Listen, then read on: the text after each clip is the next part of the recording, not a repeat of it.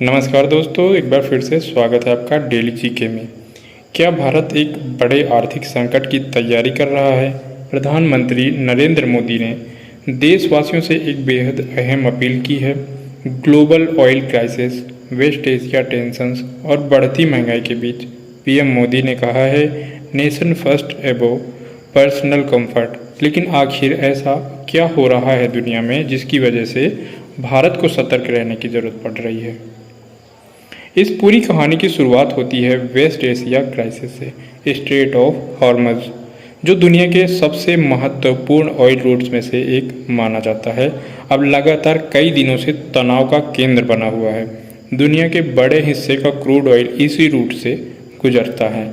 अगर यहाँ पर रुकावट आती है तो पूरी ग्लोबल इकोनॉमी प्रभावित होती है। स्ट्रेट ऑफ हॉर्मज इतना महत्वपूर्ण क्यों है? क्योंकि दुनिया का बहुत बड़ा हिस्सा इसी रास्ते से ऑयल इंपोर्ट करता है। अगर यहाँ पर ब्लॉकेड या कॉन्फ्लिक्ट होता है तो ऑयल सप्लाई कम हो जाती है, और जैसे ही ऑयल सप्लाई कम होती है वैसे ही क्रूड ऑयल की कीमतें तेज़ी से बढ़ने लगती हैं। भारत के लिए ये संकट और बड़ा हो जाता है क्योंकि भारत अपनी ज़रूरत का लगभग 90% क्रूड ऑयल विदेशों से ही खरीदता है। जब ऑयल महंगा होता है तो भारत को ज़्यादा डॉलर्स खर्च करने पड़ते हैं। इससे फॉरेन एक्सचेंज रिजर्व पर भी दबाव बढ़ता है और इन्फ्लेशन यानी महंगाई का खतरा भी बढ़ जाता है।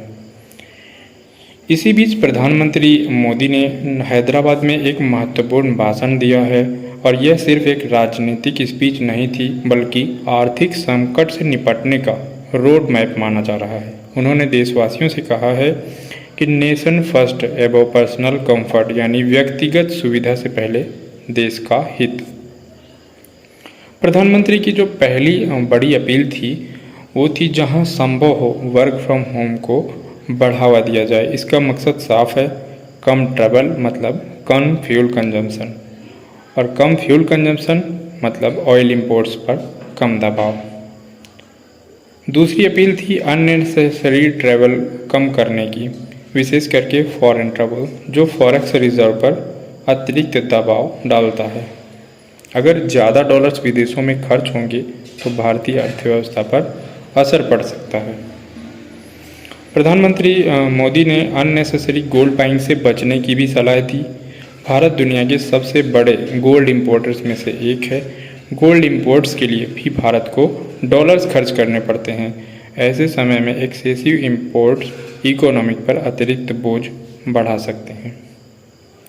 प्रधानमंत्री मोदी ने सेल्फ रिलायंट यानी आत्मनिर्भर माइंडसेट पर भी जोर दिया। उन्होंने लोगों से लोकल प्रोडक्ट्स और डोमेस्टिक अल्टरनेटिव्स को बढ़ावा देने की बात कही है। यह अप्रोच काफ़ी हद तक कोविड पैंडेमिक के दौरान अपनाई गई स्ट्रेटजी जैसी दिखाई देती है। अब इसका ग्लोबल सप्लाई चेन भी इस संकट से प्रभावित हो रही है। शिपिंग कॉस्ट बढ़ रही हैं, डिलीवरी डिलेज हो रहे हैं और कई देशों में प्राइसेस लगातार बढ़ रहे हैं। अगर हालात ऐसे और बिगड़ते हैं तो इसका असर भारत पर भी पड़ सकता है। अब यहाँ पर सवाल आता है कि इसका असर आम लोगों पर कैसे पड़ेगा। तो अगर क्रूड ऑयल लगातार महंगा होता है तो पेट्रोल डीजल की कीमतें बढ़ सकती हैं, ट्रांसपोर्टेशन भी महंगा होगा और धीरे धीरे रोज़मर्रा की चीज़ों की कीमतों पर भी असर दिखना शुरू हो जाएगा।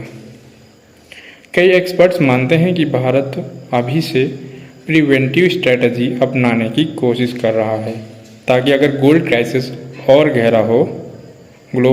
और गहरा हो तो भारतीय अर्थव्यवस्था पर उसका असर कम पड़े। यह संकट सिर्फ ऑयल प्राइसेस तक सीमित नहीं है। दुनिया तेज़ी से जियोपॉलिटिकल बदलावों के दौर से गुजर रही है। एनर्जी सिक्योरिटी, इकोनॉमिक नेशनलिज्म और सेल्फ रिलायंस अब ग्लोबल प्रायोरिटीज़ बनते जा रहे हैं।